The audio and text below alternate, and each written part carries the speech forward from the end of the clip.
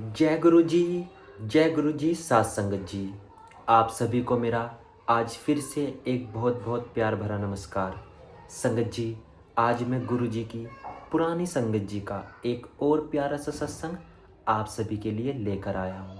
संगत जी, सत्संग हमेशा की तरह पुरानी संगत जी का है और एक आंटी जी ने अपनी आवाज़ में इस सत्संग को रिकॉर्ड करके भेजा है। सत्संग वाकई में बहुत ही ज़्यादा प्यारा सत्संग है। संगत जी, गुरु जी की महिमा इतनी अपार है कि आप सभी को सुनने के बाद बिल्कुल ऐसा महसूस होगा कि गुरु जी ने खुद आकर आपके पास आपको ब्लेसिंग्स दी है। संगत जी, इस सत्संग को अंत तक जरूर सुने। हो सकता है इस सत्संग के माध्यम से गुरु जी आप तक कोई मैसेज पहुंचाना चाह रहे हों। संगत जी, सत्संग को शुरू करने से पहले बस आप सभी से एक रिक्वेस्ट करना चाहूँगा कि अपना सत्संग भी रिकॉर्ड कर कर ज़रूर भेजें। आपको नीचे एक व्हाट्सअप नंबर दिया गया है, उस व्हाट्सअप नंबर पर अपने सत्संग को ऑडियो में रिकॉर्ड करें और हमारे पास भेज दीजिए। चलिए संगत जी, अब हम सत्संग की तरफ चलते हैं। जय गुरु जी। जय गुरु जी, शुक्राना गुरु जी की सारी संगत जी को भी जय गुरु जी। ओम नमः शिवाय, शिव जी सदा सहाय। ओम नमः शिवाय, गुरु जी सदा सहाय। जय गुरु जी, शुक्राना गुरु जी। संगत जी, आज हम श्रीमती वह श्री सतीश कुमार लांबा जी का सत्संग आपके साथ शेयर करने जा रहे हैं। वे कहते हैं, श्री गुरु जी महाराज भगवान के अवतार हैं। राम और कृष्ण के समान उन्होंने भी इस पृथ्वी पर लोगों को उनके कष्टों से मुक्त करने के लिए जन्म दिया है। वह हार्दिक कामनाओं की पूर्ति कर देते हैं।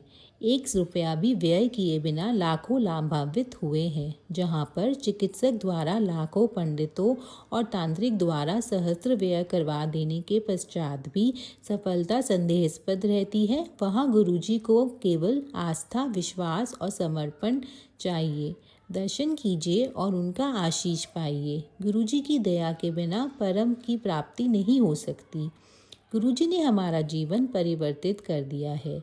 मेरा पूरा परिवार अब हर समस्या के हल के लिए गुरुजी से प्रार्थना करता है।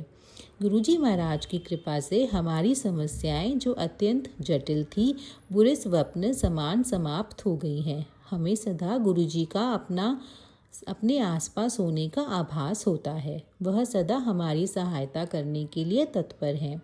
अपने एक मित्र के माध्यम से हम दिल्ली के ग्रेटर कैलाश क्षेत्र में गुरुजी के पास 1995 में पहुँचे। उनके इस दर्शन के पश्चात मेरे स्थानांतरण और व्यवसाय जनित परिस्थितियों के कारण उनके पास नहीं जा सके। उस भयंकर भूल को हम उस समय समझ नहीं पाए। कुछ वर्षों के पश्चात हमें बहुत दुख सहने पड़े। 2003 में हमारी बेटी को कुछ अवांछित तत्व घर से बहला फुसला कर ले गए। कुछ माह तक उसका अता पता नहीं चला। अंत में जब उसका अता पता चला तो वह उनको छोड़कर घर आने को तत्पर नहीं हुई। हमने कई पंडितों और तांत्रिकों के पास गए, पूजाएं की और मंदिरों में गए, परंतु सब व्यर्थ रहा। 2005 के आरंभ में हमने एक पड़ोसी से गुरुजी के बारे में पुनः सुना। हमें तुरंत याद आया कि उन्होंने पिछली बार हमारी कितनी सहायता की थी और हमें भागे भागे उनके चरणों में पहुँचे। अब हमें प्रतीत होता है कि गुरुजी ने स्वयं हमें बुलाया था। उन्होंने आश्वस्त किया कि बेटी उन लोगों को छोड़कर सदा के लिए घर वापस आ जाएगी। उनका आशीर्वाद मिलने के बाद वह घर वापस आ गई और गुरुजी की अनुयायी बन गई। उसे वापस लाने के लिए हमें केवल गुरुजी का आश्रय लेना पड़ा। अन्य स्थानों पर हमने बहुत धन और समय व्यय किया, किंतु यहाँ पर ऐसा कुछ भी नहीं करना पड़ा। गुरुजी महाराज अत्यंत दयालु हैं और सब भक्तों की समस्याएं जानते हैं। मेरी पत्नी मेरुदंड के अंतिम अस्थि की वेदना और बवासीर से 12 वर्ष से पीड़ित थी। पीड़ा इतनी अधिक थी कि वह सख्त भूमि पर 10 मिनट से अधिक बैठ नहीं पाती थी। यह तीव्र औषधियाँ नियमित ले रही थी और चिकित्सकों ने तुरंत शल्य क्रिया का परामर्श भी दिया था। हम उसके लिए तैयार भी हो गए थे। जब हम गुरुजी के पास जाना आरंभ किया तो मेरी पत्नी को चिंता थी कि वह इतने लंबे समय तक कैसे बैठ पाएगी। कुछ ही दिनों में मेरी पत्नी का उपचार हो गया और वह सब पीड़ाएं भूल गई। उसके पश्चात उसे यह समस्याएं कभी नहीं हुई। उसने गुरुजी को इनके बारे में बताया भी नहीं था, पर उन्हें इसका ज्ञान था। केवल उनका प्रसाद लंगर और उनकी कृपा से यह संभव हुआ है।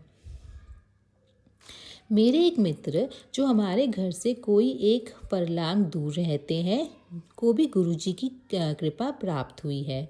अजीत सिंह अब उत्तर प्रदेश पुलिस के एक सेवानिवृत्त अधिकारी आगरा से हमारे पड़ोसी थे। वहाँ मैं 3 वर्ष तक कार्यरत रहा था।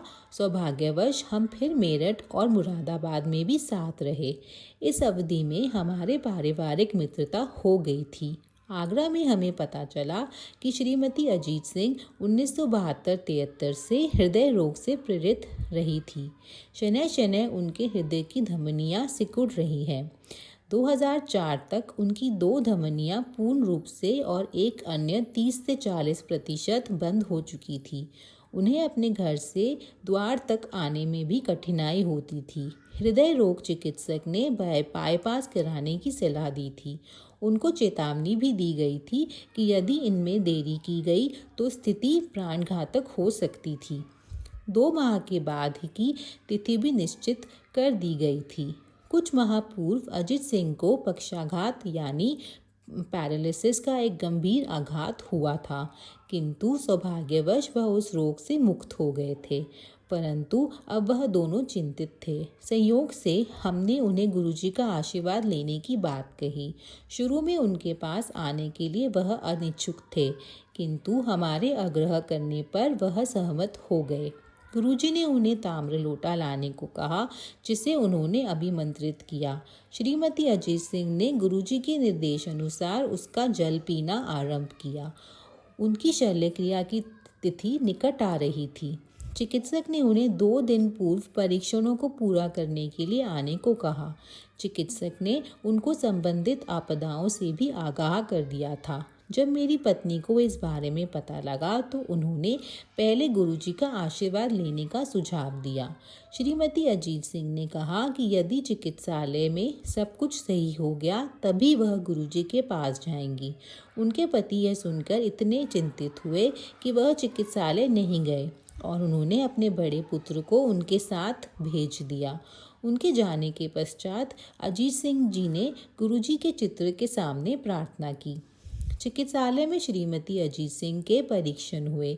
जैसे ही परिणाम आए, वही चिकित्सक जो पिछले कुछ वर्षों से उनका उपचार कर रहे थे अचंभित रह गए। परिणामों के अनुसार 2 धमनियां बिल्कुल साफ थी और तीसरी में केवल 40% अवरोध था। चिकित्सक ने कहा कि केवल चमत्कार से ही ऐसा संभव है। उनके पति को विश्वास है कि वह गुरुजी महाराज के आशीर्वाद से ही हुआ है। अब अजीत सिंह, जिन्होंने पक्षाघात के कारण गोल्फ खेलना छोड़ दिया था, को नोएडा के गोल्फ कोर्स में देखा जा सकता है। ऐसा नहीं है कि गुरुजी की कृपा के लिए प्रतीक्षा करनी पड़ती है। गुरु कृपा तुरंत विदित होती है। 2006 के आरंभ में स्पॉन्डिलाइटिस के कारण मेरी गर्दन में वेदना हो रही थी। पीड़ा बाईं बांह में फैलकर उसको सुन कर रही थी। तीव्र दर्द के कारण मैं उसे हिला नहीं पा रहा था। मुझे यह रोग पिछले 8 वर्षों से था। इस दर्द को सहते हुए 4 दिन हो गए थे। अचानक मेरी बेटी की सास ने मेरी पत्नी को गुरुजी से प्रार्थना करने को कहा। मैंने अपने आप को धिक्कारा। कैसे मैं इन 3 दिनों की वेदना में गुरुजी को भूल गया। मैंने गुरुजी के चित्र के सम्मुख खड़ी होकर उनसे विनती की। उसके बाद मैं अपनी दिनचर्या में लग गया।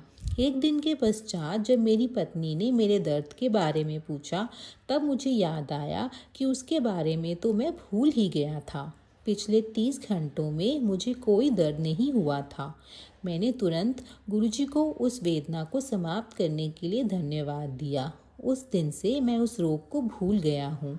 क्षणिक मुक्ति का एक और प्रसंग मार्च 2006 में हुआ। मैं अपने परिवार और मित्रों के साथ घर पर था और हम कुछ अल्पाहार कर रहे थे। अकस्मात मेरे वायु मार्ग में कुछ भोजन चला गया और मुझे श्वास लेने में कठिनाई होने लगी। मेरी आंखों से जल प्रवाह होने लगा, मेरे गले में अड़चन होने लगी और मेरी सांस मानो रुकने लगी। गला साफ करने के लिए मैंने पानी, डबल रोटी और केला खाया, पर कुछ लाभ नहीं हुआ। मैं अपने कमरे में आ गया। 15 मिनट बीत गए पर चैन नहीं आया। उसी समय मैं गुरुजी के चित्र के सामने से निकला। मैं बिना कुछ कहे या सोचे नतमस्तक होकर उनके सम्मुख खड़ा हो गया। मैंने ऐसा किया ही था कि डकार आ गई और मेरा वायुमार्ग खुल गया। मुझे गुरुजी पर विश्वास हो गया, वह महान है। मई 2006 में एक दिन मुझे फ़ोन आया कि मेरे परिवार की गाड़ी दुर्घटना हो गई है। मैं तुरंत दुर्घटना स्थल के लिए निकल पड़ा, जो 5 किलोमीटर दूर था। मुझे अपनी पत्नी का फ़ोन आया था कि पीछे से एक गाड़ी ने मारा था। गाड़ी की सीटें गिर गई थी और दरवाजे बंद थे। वह बाहर ही नहीं निकल पा रहे थे। उस समय रात्रि के 9:15 बज रहे थे। मेरी पत्नी और 3 बेटियां दिल्ली के साउथ एक्सटेंशन क्षेत्र में खरीदारी करने के पश्चात नोएडा घर वापस आ रहे थे। चसोला गांव के समीप लाल बत्ती थी और वह सब एक यातायात जाम में फंसे हुए थे। अचानक उनकी गाड़ी को पीछे वाली गाड़ी ने टक्कर मारी, क्योंकि उसको पीछे सामने से लदे हुए एक ट्रक ने मारा था। धक्के से गाड़ी कुछ आगे चली गई थी। मेरी विवाहित और छोटी बेटियां, जो पिछले सीटों पर बैठी थी, के सिर और पीठ पर चोटें आई थी। मेरी पत्नी के पास गुरुजी का एक चित्र था और उसने गुरुजी का चित्र निकालकर उनसे विनती की। शीघ्र ही चिकित्सकों ने कहा कि सब सही है और चिंता करने की आवश्यकता नहीं है। उसे सूजन कम करने के लिए औषधि दी गई। पीछे वाली गाड़ी को अधिक क्षति पहुंची थी। उसके कुछ यात्रियों को गंभीर चोटें भी आई थी। टक्कर इतनी भयानक थी कि ट्रक का अगला भाग तक क्षतिग्रस्त हो गया था। एक बार फिर गुरु कृपा से मेरा परिवार सुरक्षित था। मैंने अपने परिवार की इतनी भयंकर दुर्घटना में रक्षा करने के लिए उनका हार्दिक धन्यवाद दिया। गुरुजी सदा निष्कपट और सच्चाई से प्रार्थना करने वालों की सहायता करते हैं। यहीं पर आंटी जी एवं अंकल जी का सत्संग पूर्ण होता है। जय गुरुजी, शुक्राना गुरुजी। संगत जी, आप सभी को यह सत्संग कैसा लगा कमेंट में ज़रूर बताएं और साथ ही कमेंट में जय गुरु जी लिखना बिल्कुल भी ना भूलें। ऐसे ही गुरु जी की पुरानी संगत जी के और नई संगत जी के सत्संग अगर आपको रोज़ सुनने हैं तो इस चैनल को ज़रूर सब्सक्राइब करें और साथ ही अपना सत्संग भी ज़रूर रिकॉर्ड करके शेयर करें। संगत जी, अब मिलते हैं किसी अगले सत्संग में। आप सभी के लिए एक सत्संग और लेकर मैं ज़रूर आऊँगा। तब तक के लिए आप सभी को मेरा बहुत बहुत प्यार भरा नमस्कार और सारी संगत जी को मेरा जय गुरु जी।